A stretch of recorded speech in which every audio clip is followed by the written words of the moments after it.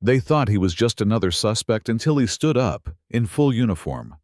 And their illusion shattered. Where are you watching from? And how would you have reacted if you were in his shoes? The sun was relentless that Saturday afternoon, in the quiet outskirts of Helena, Montana, where Thomas T.J. Graham had parked outside Kohl's Hardware to pick up a few supplies for his mother's backyard garden. It was nothing special, just gloves, a hose nozzle, a couple of bags of potting mix. He had jogged earlier that morning and hadn't bothered to change out of his black shorts and faded hoodie. His sneakers were still dusty from the trail. His earbuds hung around his neck, and his thoughts were far from anything but mundane errands. That's when he heard it. "Hey, you stop right there!" The voice was sharp, authoritative, and already tinged with assumption. TJ barely had time to look up before two officers closed in fast. Deputy Carl Munson, a broad-shouldered man with a flushed neck and the kind of jaw that always looked clenched, grabbed TJ by the shoulder. Twisting the hoodie collar awkwardly, Officer Greg Tate, younger, slimmer, with an edge of smugness, blocked the entrance. "What's going on?" TJ asked calmly, lifting his hands in the universal sign of surrender. "You know damn well," Munson barked, and with no further explanation, he shoved TJ hard against the brick wall of the store. The thud echoed across the parking lot. Nearby shoppers froze mid-step. A teenager stopped his bike. An elderly couple paused by the mulch display. A woman near her minivan clutched her purse tighter. Still, no one intervened. "You're making a mistake," TJ said evenly, trained instinct keeping his voice steady. Tate muttered something inaudible as he slapped handcuffs on him, tightening them so aggressively they pinched. "Got yourself caught this time." "Huh, caught doing what TJ asked. Still keeping eye contact. Still not resisting. My ID's in my back pocket." Munson didn't check. "You match the description." He spat, dragging TJ across the sidewalk. "What description?" But the answer never came. They threw him into the back seat of the cruiser without ceremony, the door slamming shut like punctuation. TJ stared straight ahead, his heart pounding, but not with fear. It was that slow-burn anger, the kind that builds in the chest and sharpens behind the eyes, because he had seen worse. He had served in Afghanistan. He had survived IED blasts. He had held brothers in arms as they drew their last breaths. But here, back home, dressed in civilian clothes and trying to buy garden soil for his mama, none of that mattered. Not to these men. He was just another black man who fit the description. A long silence passed before a dispatch call crackled through the radio. "Wrong suspect, apprehended on East Market. No hoodie, no gym shorts, no match." Munson cursed. Tate paled. Without a word, they opened the back door, uncuffed him in the heat of the lot, and barked, "Get out of here." No apology, no explanation, just dismissal. TJ stepped out slowly, rubbing his wrists. He didn't shout, didn't curse. He simply looked Munson square in the eye and said, "You'll be hearing from me." And then he turned. Because this story was far from over. Thomas T.J. Graham didn't storm off that day. He walked, calm, measured, controlled. Every movement was deliberate, not because he wasn't furious, but because he'd spent years learning how to carry fury without letting it explode. As he stepped back into Kohl's Hardware, the same people who had stood frozen in the parking lot avoided his gaze now. A man near the seed racks pretended to read labels. A mother tugged her daughter toward the checkout line. TJ didn't look at any of them. He grabbed a cart, headed to the gardening section, and picked up the gloves, the hose nozzle, and 3 heavy bags of soil just like his mom had asked.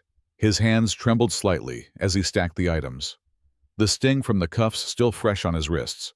At the register, the cashier, a young woman with a nose ring and eyes wide with silent apology, didn't say a word. TJ nodded once after paying, pushed the cart to his truck, and loaded the bags into the bed, each movement echoing with restraint. Then he heard a familiar voice. "TJ. You all right?" He turned and saw Harold Jensen, an old Marine vet who ran the pawn shop 2 doors down. Jensen wore his usual worn flannel, jeans, and combat boots. His gray crew cut shining in the sun. He had that look, concern mixed with quiet recognition. "Yeah," TJ said with a tight smile. "Just a misunderstanding." Harold squinted. "Didn't look like no misunderstanding from where I was standing." TJ gave a shrug, as if that might explain it all. But Harold stepped closer and put a hand on his shoulder. "Don't let them steamroll you, son. You've earned better than that." That stuck with him. On the drive home, he kept the radio off. No music, no distractions, just the sound of the tires rolling over pavement and the slow churn of thought in his head. It wasn't the first time he'd been profiled. But this felt different. It wasn't just the humiliation. It was the way they didn't even pretend to check, the way they assumed, the way they laughed. At home, the neighborhood was quiet. Sprinklers ticked away in front lawns. A kid's bicycle lay on its side in the grass. Birds chirped as if the world hadn't shifted on its axis. He parked the truck, opened the door, and took a long breath before walking inside. "That you, baby?" His mother called from the kitchen. Francine Graham had raised TJ alone since his father died in a warehouse fire when he was 10. She was strong, tender, and sharp as a tack. "Yeah, Ma," he said, kicking off his shoes at the door. She popped her head around the corner, apron still on, towel in hand. "You get everything." He nodded, forcing a smile. "Got it all." But she studied him with the kind of look only mothers give. The kind that sees beneath skin, beneath words, down to the very soul. "You sure you're all right?" she asked gently. He hesitated, then nodded again. "Just tired." She didn't press, just gave him a soft hum of acknowledgement and went back to stirring the gumbo. That night, after dinner, while the kitchen lights dimmed and the cicadas buzzed in the trees, TJ opened the hall closet. Inside hung his dress blues, neatly pressed, boots polished, medals carefully pinned to a velvet board above. He ran a hand across the jacket's chest, fingers tracing the combat infantry badge. Memories rushed back dusty heat in Kandahar. The deep boom of artillery in the distance. The quiet afterward when you realized you were still alive. And now here, in the country he'd served. He had to prove himself all over again. He laid the uniform out across his bed, piece by piece. Jacket, trousers, gloves, the hat. Tomorrow wouldn't be just another day. It would be a statement, a reckoning. And this time, the whole damn town would have to look him in the eye. The sun hadn't even broken the horizon when Thomas T.J. Graham stood in front of his mirror, fastening the final brass button on his army dress blues. The house was still, but his heart wasn't. It thudded steadily under the medals that lay crisp across his chest. The combat infantryman badge, the bronze star, the stripes on his sleeve, all of it bore witness to who he was and what he'd sacrificed. He smoothed down the front of his jacket, adjusted the tilt of his cap, and studied the reflection, looking back at him, not a man seeking vengeance, but a man demanding recognition, not for glory, not for praise, just for the basic decency he was denied. Downstairs, Francine waited by the coffee pot, already dressed for church, though it was hours too early. She turned at the sound of his boots. Her eyes scanned him, pride and worry dancing in the same glance. "You sure you want to do this, baby?" she asked, pouring coffee into a travel mug. "I'm sure," TJ said. "It's not about me anymore." She pressed the mug into his hand and placed her palm over his chest, just above the badge. "Then walk in there and let him feel the weight of what they tried to ignore." He nodded once, then stepped onto the porch and into the cool morning air. The neighborhood still slept. No kids on bikes yet. No dogs barking. Just a man in full uniform climbing into his pickup truck and heading toward the heart of the storm. When he pulled up to the sheriff's department, the building looked smaller than he remembered. Brick facade, fading paint, the flag outside hanging limp in the breeze. But something else had changed too. Two women unlocking their bicycles stopped mid-motion. A man sipping coffee from a gas station cup lowered it slowly. TJ opened his door, stepped out, and started walking, every step calm, measured, Undeniable. He didn't need a siren. He was the siren. Inside, the fluorescent lights of the lobby flickered above chipped tile and dull chatter. The young deputy behind the front desk looked up and froze like a deer in headlights. Can I help you?" "Sir," the deputy stammered. Already sitting straighter in his chair, TJ removed his hat, tucking it neatly under his arm. "I'm here to file a formal complaint," he said. His voice didn't rise. It didn't have to. It landed like iron. The deputy blinked, eyes darting toward the inner door. I'll let the chief know." Within minutes, the lobby began to shift. A woman paying a traffic ticket paused. A man picking up permit forms took a step back. Phones slipped from pockets. Whispering began. The silence before the thunder. When Chief Alan Bowden appeared in the doorway, his eyes landed on TJ's uniform, and his mouth drew a tight line. He stepped forward, like a man about to enter a courtroom, not as a judge, but as a defendant. "Sergeant Graham," he said, trying to keep his voice even. "Let's talk in my office." "In a moment," TJ replied. And from inside his jacket, he pulled a folded document. "This is an official complaint against Deputy Wade Coulson and Officer Brent Marbury. I'm listing wrongful arrest, use of excessive force, and civil rights violations." He handed the paper over. Bowden's hand trembled slightly as he took it. "I expect a transparent investigation," TJ added. "Public, not buried under paperwork." "Understood," the chief muttered. Around them, the air grew thick with attention. No one spoke. But every pair of eyes in that lobby, citizens and clerks, old men and young parents, were locked on TJ like he was a living headline. He turned without waiting for dismissal, placed his cap back on his head, and exited through the same doors they'd shoved him through just 24 hours earlier. Outside, the sun had fully risen, casting sharp light across the pavement. But now, it was the town itself that felt exposed. By mid-morning, word had spread faster than spilled coffee on a diner counter. What had begun as hushed murmurs in the sheriff's lobby had now bloomed into full-blown conversation across every street corner and gas station in Bismarck. At Rita's Cafe, 2 booths down from the window, a pair of retired mechanics were already deep into their second pot of coffee. Shaking their heads, he walked in there like a general. One said, didn't raise his voice, didn't need to. At the barbershop, folks were leaning back in their chairs, not for fades, but to hear every update coming in from friends, cousins, and neighbors.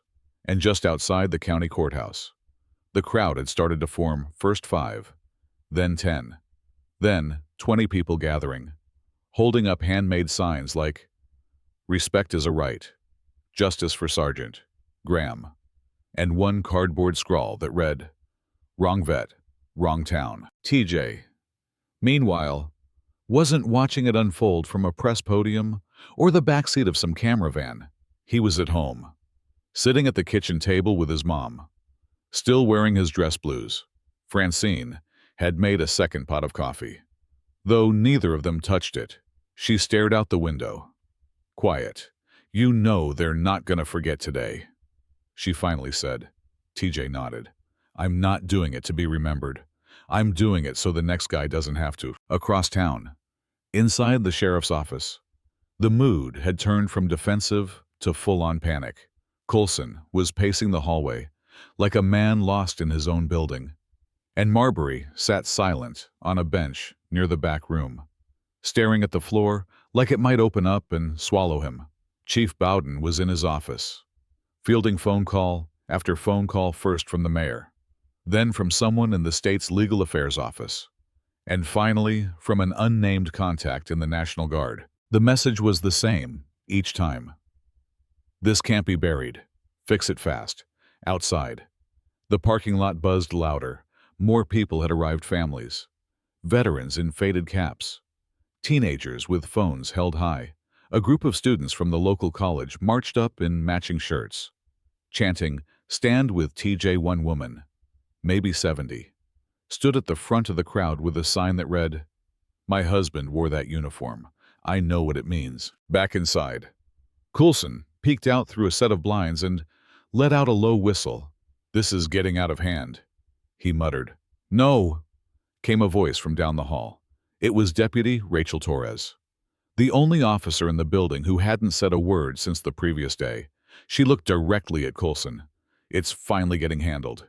TJ's phone buzzed on the kitchen table. A text from his old drill sergeant. "Proud of you." "Graham, they messed with the wrong damn soldier." He didn't reply. Instead, he stood, walked to the front room, and looked out the window. News vans had pulled onto the block, parking crooked with satellite dishes raised like silver flags. He could hear Francine's voice behind him. Soft but clear. "They gonna ask you for an interview. Probably." TJ said, "You gonna do it?" He thought for a long moment. "I'll speak, but not for attention. For accountability." On the other side of town, Reverend Lewis, an old family friend and longtime pastor, took a step onto the courthouse steps, megaphone in hand, not to shout, but to speak plainly. "When justice forgets someone like Thomas Graham," he said, "then we all have to remind it what it's supposed to look like." The crowd clapped, not wildly, but with a slow, rising energy. TJ wasn't watching, but he could feel it. The town was shifting, not because he asked them to, but because he gave them the reason they couldn't ignore. That night, Thomas T.J. Graham didn't turn on the news. He didn't need to. The whole town had become a broadcast in itself, every honk of support from passing cars, every knock on the door from neighbors he barely knew until now, every text from someone saying, "Thank you, man, for all of us." Francine had made a peach cobbler, a nervous habit when things felt too big to sit still. TJ helped her carry it across the street to the Daltons, where Reverend Lewis and a few others had gathered for coffee and quiet talk. Nobody brought up the protest directly, but it was in the air, floating between sips and glances out the window. "You know what they'll say next," Lewis said after a pause. "They'll say you made it political, that you stirred up division." TJ didn't flinch. Truth usually does. Francine placed a hand on her son's shoulder. He hadn't smiled much since the day before, but in that moment, he did small, firm, tired, but still standing. Meanwhile, at City Hall, the mayor and his council sat in a closed-door meeting that ran hours past schedule. Councilwoman Adrienne Black, a veteran herself, pushed for immediate suspension of both officers involved. "He didn't just serve," she argued, pointing at the printed copy of TJ's complaint on the table. "He carried the damn flag, and they dragged him like he was trash. That's not a personnel issue, that's a public disgrace." No one argued back. They knew she was right. The next morning, at the sheriff's department, Coulson and Marbury were called in separately. No more tight grins, no more smug chuckles, just silence and a sealed envelope placed in front of each man. Official administrative leave. No badge, no gun, no patrol car, just a seat outside the chain of command. And a town that no longer looked away. At Memorial Park, a silent vigil began, organized not by any political group or nonprofit, but by everyday people, veterans in uniform, mothers with strollers, teenagers holding flags and signs that read, "Not on our watch." Across from the statue of fallen soldiers, TJ stood back quietly, blending into the shade of an old oak tree. Jessica Mullins, the reporter from Channel 7, spotted him and approached slowly. She didn't rush him, didn't push. "We'd still like to speak with you," she said gently. "No studio, no lights, just your voice." TJ looked out over the rows of people gathered. Some were kneeling, others were just standing, holding hands. He nodded. "I'll talk, but not about me." The interview took place on a park bench. No uniform this time, just TJ in jeans and a plain black t-shirt, sitting with his hands folded calmly. "Why speak now?" Jessica asked. "Because silence is what they expect," he answered. "And because there's a kid watching this right now, wondering if he's next." "What do you want people to take from this?" she asked. TJ didn't pause. That respect isn't optional. And when it's denied, someone has to remind the system of what it forgot. That clip aired that evening. No dramatic soundtrack. No fancy editing, just his words, played as is, spreading far beyond Bismarck. In North Dakota, in neighboring states, in army bases across the country, the message landed like a quiet thunderclap. People saw a man who stood still and strong, while the world judged him without knowing a thing. And they understood it wasn't a protest, it was a demand to be seen. The town had woken up. Now, it needed to decide what kind of place it really wanted to be. In the days that followed, the small town of Bismarck didn't settle. It stirred every front porch conversation, every barbershop debate, every whispered hallway chat at the high school buzzed with the name T.J. Graham. But while the noise swelled around him, T.J. remained grounded, methodical. He didn't march in rallies or deliver fiery speeches. Instead, he walked his usual morning route, nodded at neighbors a bit longer than before, and when someone stopped to shake his hand, he shook it like it meant something, which it did. Meanwhile, City Hall had turned into a war room, under public pressure and growing national attention.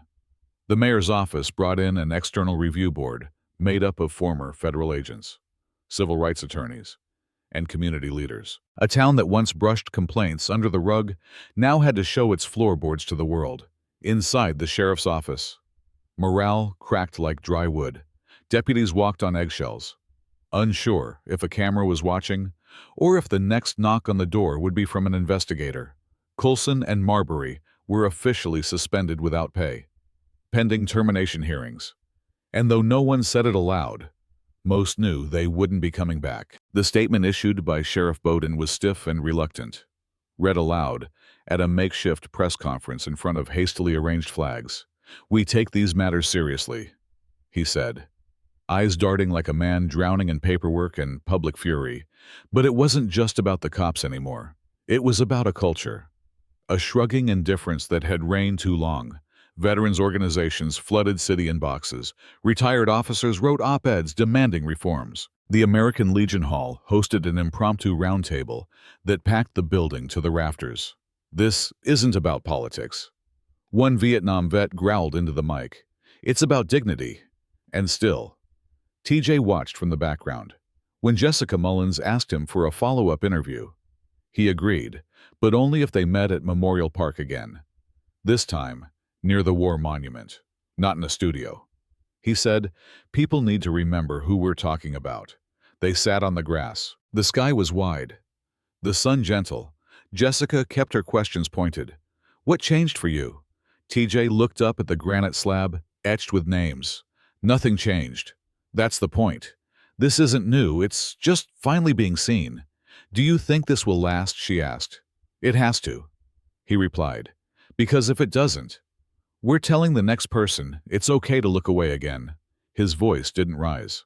It never had to. The way he spoke, low, steady, deliberate, commanded more attention than shouting ever could. That night, the segment aired across multiple networks. It wasn't a trending clip. It was a reckoning wrapped in calm clarity. Back at home, Francine had a stack of mail waiting on the table. Letters from old friends, strangers, even a middle school principal from Ohio who wrote, "I showed your video to every 8th grader in my building. You gave them a picture of manhood they don't see enough." TJ folded that one and tucked it into a drawer. Not for praise, for fuel. At the courthouse, reforms began to take shape. A new bias training program launched. Community oversight boards held their first public sessions. Policies were reviewed line by line. Not flashy, but necessary. TJ didn't attend every meeting, but his presence lingered. Deputies who once laughed behind desks now stood straighter. Clerks offered eye contact. The silence had changed. It wasn't avoidance anymore. It was awareness. On Sunday, Reverend Dalton's sermon opened with TJ's story. "You don't always need a storm to shake a town," he said. "Sometimes all it takes is one man standing still."